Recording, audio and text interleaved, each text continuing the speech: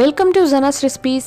இன்றைக்கி நம்ம பேக்கரி ஸ்டைலில் செம்ம டேஸ்டான ரெண்டு பொருளை மட்டும் வச்சு பால் கோவா அல்லது மில்க் பேடா எப்படி பண்ணுறதுன்னு பார்க்கலாம். அதுக்கு முன்னாடி சேனலை சப்ஸ்கிரைப் பண்ணாதவங்க பண்ணிக்கோங்க. பக்கத்தில் இருக்க பெல் ஐக்கானையும் கிளிக் பண்ணிக்கோங்க. வாங்க ஃப்ரெண்ட்ஸ், வீடியோக்குள்ளே போகலாம். அடுப்பில் ஒரு அடிகரமான பாத்திரம் வச்சுக்கோங்க. ஒரு அரை டேபிள் ஸ்பூன் வெண்ணெய் யூஸ் பண்ணிக்கோங்க. பட்டர் அது கொஞ்சம் மிதமான சூட்டில் போட்டு உருக்கிக்கோங்க. அடுப்பை கொஞ்சம் சிம்லேயே வச்சுக்கோங்க. அதுக்கப்புறமா மில்க் மைட், அதாவது கண்டென்ஸ்டு மில்க்குன்னு சொல்லுவாங்க இல்லையா, அது ஒரு 100 ml மட்டும் யூஸ் பண்ணிக்கோங்க. 100 ml ஊற்றுனதுக்கப்புறமா அது மில்க் மைட் கொஞ்சம் நல்லா கிண்டி விட்டுக்கோங்க. ஒரு 2 நிமிஷம் வாக்கில் மில்க் மைடை நல்லா கிண்டிகிட்டே இருங்க. இந்த மாதிரி ப்ரௌன் கலராக வந்துச்சுன்னா உங்களுக்கு நல்லா டேஸ்ட்டாக இருக்கும். கொஞ்சம் நேரத்தில் பார்த்தீங்கன்னா இந்த மாதிரி நல்லா உருட்டி பிடிக்கிற மாதிரி வந்துடும். அதுக்கப்புறமா நீங்கள் என்ன பண்ணுங்கள், பால் பவுடர், அதாவது மில்க் பவுடர் யூஸ் பண்ணிக்கலாம். எந்த மில்க் பவுடர் வேணாலும் யூஸ் பண்ணிக்கோங்க.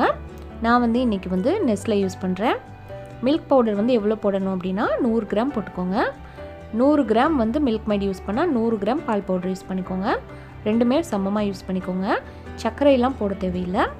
மில்க் பவுடர் போட்டதுக்கப்புறமா இந்த மாதிரி கிண்டிக்கிட்டே இருந்தீங்கன்னா தன்னால் அழகாக இந்த மாதிரி கெட்டியான பதத்துக்கு வந்துடும். இதுக்கு எந்த ஒரு பக்குவமும் தேவை கிடையாது. அடுப்பை கொஞ்சம் மீடியமான ஹீட்டில் வச்சுட்டு ரெண்டையுமே மிக்ஸ் பண்ணிங்கன்னா இந்த மாதிரி வந்துடும். இப்போ பாருங்கள், நம்மளுக்கு பால் பவுடர் அந்த மில்க் மைட் ரெண்டுமே சேர்ந்து ஒரு மாவு கன்சிஸ்டன்சிக்கு வந்துடுச்சு. ஏலக்காய் தூள் கொஞ்சமாக ஒரு சிட்டிகை போட்டுக்கோங்க. இதை என்ன செஞ்சுருங்க, அடுப்பை ஆஃப் பண்ணிவிட்டு ஒரு 10 நிமிஷம் அப்படியே ஆற வச்சுருங்க. 10 நிமிஷத்துக்கு அப்புறம் வேறு ஒரு பாத்திரத்தில் மாற்றி சப்பாத்தி மாவு மாதிரி நல்லா பிசைஞ்சுக்கோங்க. நல்லா பிசைஞ்சதுக்கப்புறமா கொஞ்சமாக ஒரு உருண்டையை எடுத்துகிட்டு கையில் கொஞ்சமாக நெய் தடவிட்டு நல்லா ஷைனிங்காக உருட்டுங்க. நம்ம நார்மலாக எப்பவும் போல் சின்ன சின்ன பால்ஸாக எடுத்து உருட்டிக்கோங்க. உருட்டிட்டு இந்த மாதிரி சப்பையாக தட்டிக்கோங்க. ஒரு ஸ்பூனை வச்சு இந்த மாதிரி நான் கீரல் போடுறேன். உங்களுக்கு கீரல் போட பிடிக்கலை அப்படின்னா நார்மலாக எப்பவும் போல் சப்பையாக தட்டிட்டு அதில் ஏதாவது நட்ஸ் கூட வச்சுக்கலாம். இந்த மாதிரி ஸ்பூனை வச்சு அழகாக போட்டிங்கன்னா உங்களுக்கு பேக்கரியில் கிடைக்கிற மாதிரியே அழகாக இருக்கும். நடுவில் ஏதாவது ஒரு நட்ஸ் வச்சுக்கோங்க. முந்திரி, பாதாம், பிஸ்தா எது வேணாலும் வச்சுக்கலாம். அவ்வளோதான் ஃப்ரெண்ட்ஸ், ரொம்ப சூப்பரான பால் பேடா ரெடி ஆகிடுச்சு.